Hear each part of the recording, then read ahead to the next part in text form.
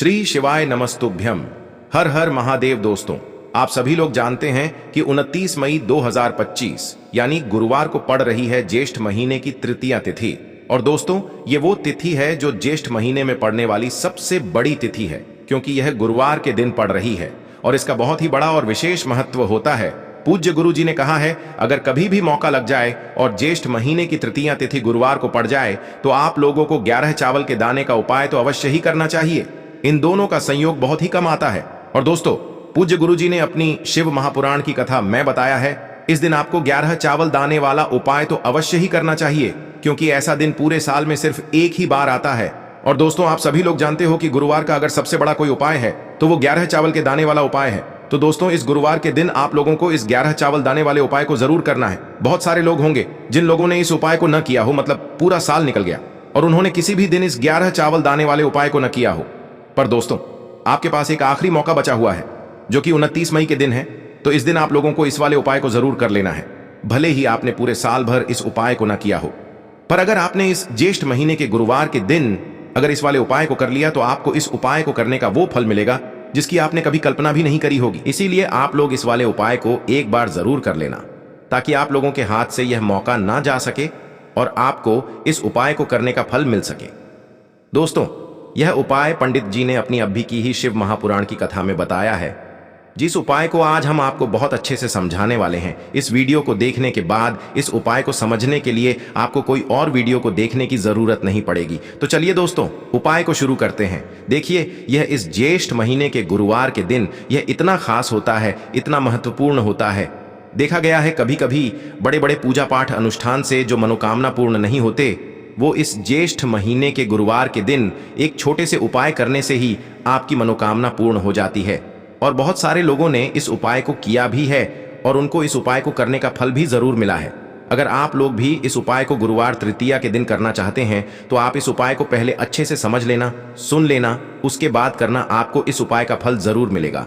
और इस उपाय को कर लेने से आपके घर में चाहे किसी भी प्रकार की दुख और समस्या क्यों ना चल रही हो, आपको उसका कारण भी नहीं पता है कि भाई ये समस्या किस कारण से चल रही है, उसका कुछ भी कारण हो सकता है, जैसे पितृदोष हो सकता है या किसी भी तरह का मंगल दोष भी हो सकता है। तो इस दिन आप लोगों को ये वाला उपाय कर लेना है। ये एक ऐसा उपाय है जिस उपाय को अगर किसी विशेष दिन पर किया जाए तो भाई उस विशेष दिन का जो है वह तो हमें मिलता ही मिलता है, पर हमने उस दिन पर इस उपाय को किया है तो हमें उससे भी बड़ा फल मिलता है और फल बहुत जल्दी मिलता है, क्योंकि आप इस उपाय को बहुत ही बड़े और विशेष दिन पर कर रहे हो। तो चलिए अब उपाय के बारे में बात करते हैं, लेकिन उससे पहले आप लोगों को यह जानना आवश्यक है कि आखिर यह उपाय किस समय करना है, किसको करना है और कैसे करना है। तो चलिए हम आगे आपको वीडियो में एक एक करके बता देते हैं। लेकिन उससे पहले अगर आप लोग हमारे चैनल पर नए हैं तो हमारे चैनल को सब्सक्राइब कर लेना और इस वीडियो को लाइक करके कमेंट बॉक्स में श्री शिवाय नमस्तुभ्यम ओम नमः शिवाय जरूर टाइप कर देना। और अपने फायदे के लिए, गरीबी दूर करने के लिए इस वीडियो को पूरा देख कर जाना, तभी आपको लाभ की प्राप्ति होगी। यदि आज आपने वीडियो को बीच बीच में से देखा, काट काट कर देखा, तो आपको जीवन में कभी सफलता हासिल भी नहीं होगी। तो दोस्तों, इस 11 चावल के दाने वाले उपाय को हमें इस गुरुवार के दिन कैसे करना है, किसको करना है, किस समय करना है और कहां पर करना है, ये सारे सवालों के जवाब आपको इस वीडियो में मिल जाएंगे। और जो ये वीडियो देखेगा भाई, उसको 11 चावल के दाने वाला उपाय जरूर करना चाहिए, क्योंकि इस दिन एक चावल के दाने का भी बहुत ही बड़ा और विशेष महत्व होता है। और जब बात आ जाए 11 चावल के दाने की तो ये सोने पे सुहागा वाली बात हो जाती है और ये एक बहुत ही बड़ा उपाय हो जाता है इस गुरुवार तृतीया तिथि का। तो अब दोस्तों, इस 11 चावल के दाने वाले उपाय को आखिर करना किसको है, सबसे पहले हम लोग वो बात जान लेते हैं। तो देखो, घर की जो बड़ी माताएं बहनें होती हैं, उन माताओं बहनों में से कोई भी एक बड़ी माता बहन इस वाले उपाय को कर सकती है। और दोस्तों, अगर आप चाहें तो अपने घर में से सभी सदस्यों को भी इस उपाय को करवा सकते हैं। अगर किसी व्यक्ति की खुद की कोई मनोकामना है, खुद की कोई दुख और परेशानी है जो कि वह अपने लिए ही करना चाहता है इस वाले उपाय को, तो वह खुद अपने लिए भी कर सकता है।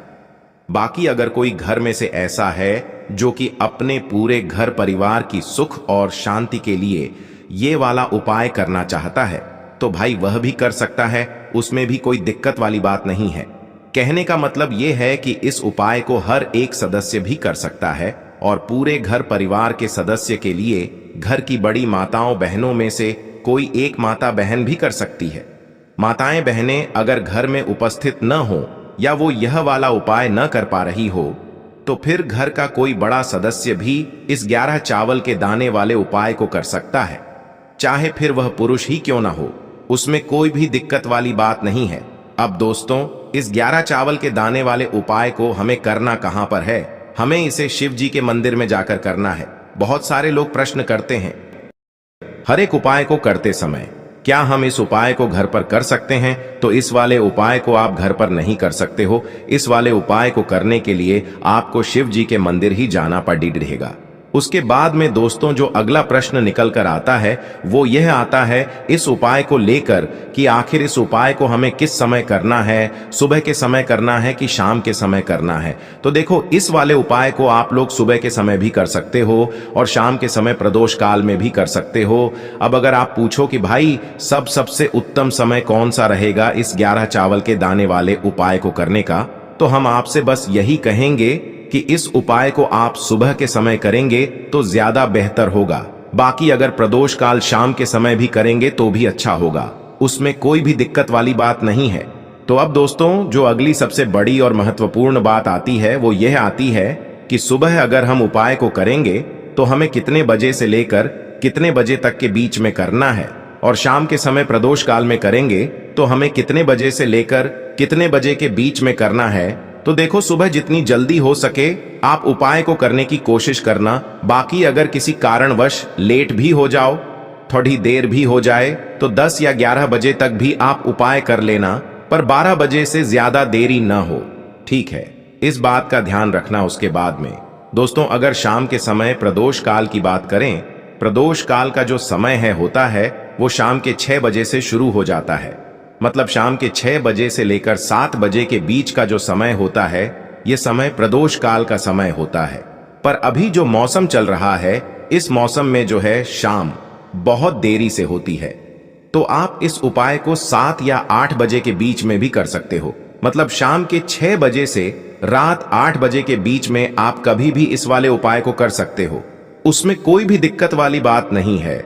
अब दोस्तों यहां पर इस उपाय को लेकर एक और सबसे बड़ी बात यह निकल कर आती है कि इस 11 चावल के दानों को हमें लेना कहां से होता है, और हमें इस उपाय को करने के साथ में क्या और कुछ भी सामग्री ऐसी होती है जो शिव जी के मंदिर लेकर जानी पड़ती है।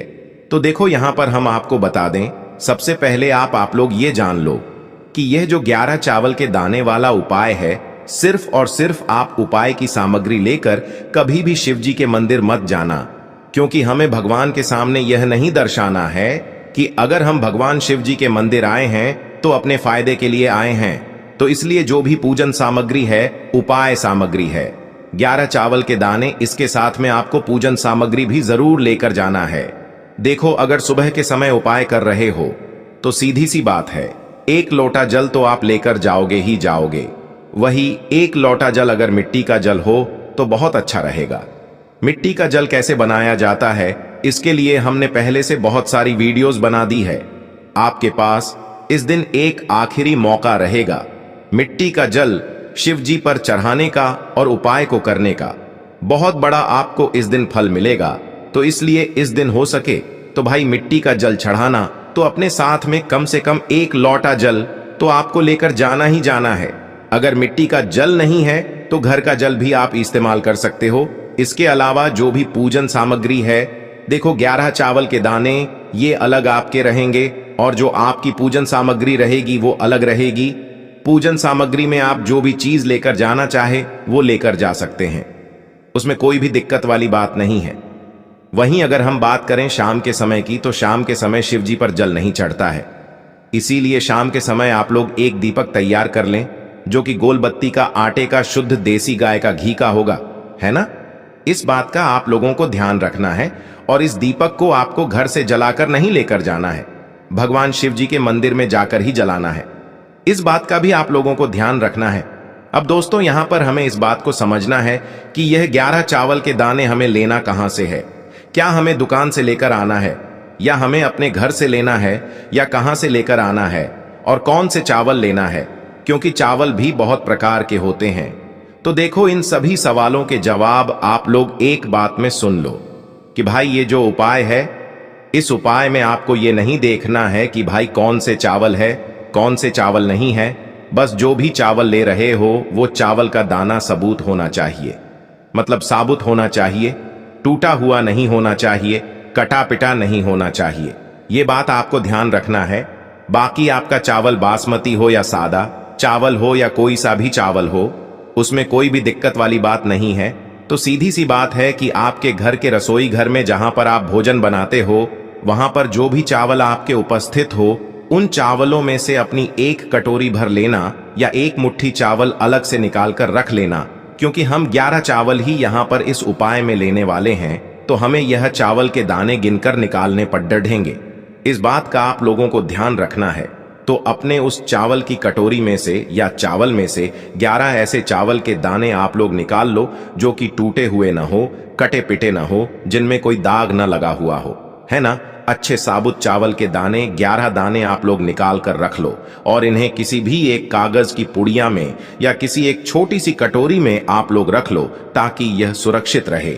आपके एक भी चावल का दाना इधर उधर ना हो और आपका उपाय भी पूरा अच्छे से हो जाए। तो भाई जैसे ही आपका उपाय की जो सामग्री है, 11 चावल के दाने ये तैयार हो जाते हैं, उसके बाद मैं आपको जो भी अपनी पूजन सामग्री है, सुबह के समय कर रहे हो तो 1 लोटा जल या पूजन सामग्री जो लेकर जाना चाहो उसकी भी तैयारी कर लेना। और शाम के समय जा रहे हो तो भाई अपना जो दीपक है उसे तैयार कर लेना, ठीक है। और उपाय को करते समय शुद्धता का विशेष रूप से ध्यान रखना, ठीक है। सुबह सुबह स्नान करने के बाद ही उपाय को करने की आप लोग तैयारी करना। उसके बाद अगर शाम के समय की बात करें तो शाम के समय आपको स्नान करने की जरूरत नहीं है, पर शुद्धता का ध्यान रखना है। आपको स्नान तो नहीं करेंगे, आप हाथ मुंह धोकर भी इस वाले उपाय को शाम के समय प्रदोष काल में कर सकते हैं, इसमें कोई दिक्कत वाली बात नहीं है। तो आप अपने उपाय की पूरी सामग्री तैयार करके आपके पास ही में जो आपका शिव मंदिर हो वहां पर पहुंच जाइए।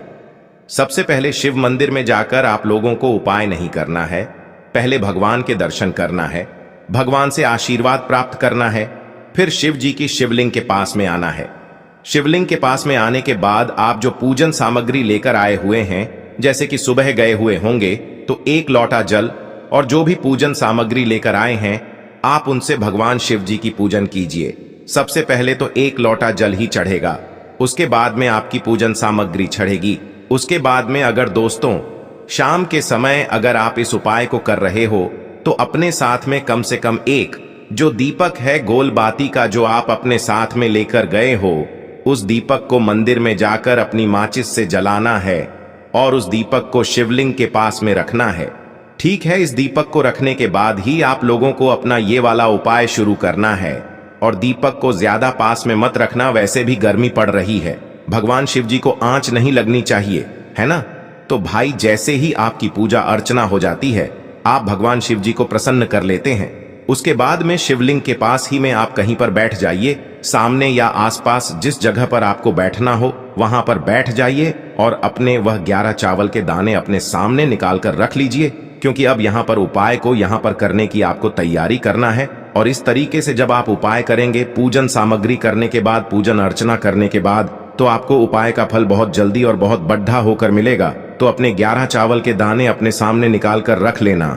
और यह जो उपाय है यह आपकी सीधे हाथ की हथेली से होगा, इसलिए इस बात का भी विशेष रूप से ध्यान रखना है।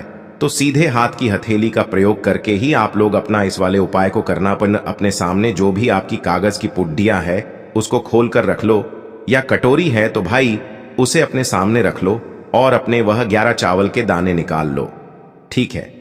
उसके बाद में दोस्तों अब आपको क्या करना है कि शिवलिंग आपके सामने होगी, तो आपने वह 11 चावल के दाने एक एक करके आपको शिव जी के शिवलिंग के ऊपर चढ़ाना है। कहां पर चढ़ाना है? शिवलिंग के ऊपर चढ़ाना है और कहीं पर भी नहीं चढ़ाना है। आपको अपने हथेली से तो शिवलिंग के ऊपर चढ़ना है, भले ही फिर वो अपने आप जलाधारी पर गिर जाए या मतलब वहीं पर गिर जाए, उसमें कोई दिक्कत वाली बात नहीं है, पर आप चढ़ाओ शिवलिंग के ऊपर ही। तो आपको क्या करना है, अपना पहला चावल का दाना उठाना है, श्री शिवाय नमस्तुभ्यम बोलना है और शिवलिंग पर चढ़ा देना है। इसी तरीके से दूसरा चावल का दाना उठा है, शिवलिंग पर चढ़ाना है और मंत्र बोल देना है। और फिर तीसरा चावल का दाना उठाना है, श्री शिवाय नमस्तुभ्यम बोलना है और चढ़ा देना है। इसी प्रकार से आपको पूरे 11 चावल के दाने एक एक करके शिव जी के शिवलिंग के ऊपर चढ़ाना है और भगवान से प्रार्थना करते जाना है। मतलब प्रार्थना तो आपको आखिरी में करना है, पर हर एक चावल के दाने को चढ़ाते समय श्री शिवाय नमस्तुभ्यम जरूर बोलना है। उसके बाद ही में यह चावल का दाना शिवलिंग के ऊपर आपको चढ़ाना है। जैसे ही आपके 11 चावल के दाने शिवलिंग के ऊपर चारहच जाते हैं, तो भाई उसके बाद में आपको क्या करना है, भगवान से अपनी मनोकामना बोलना है।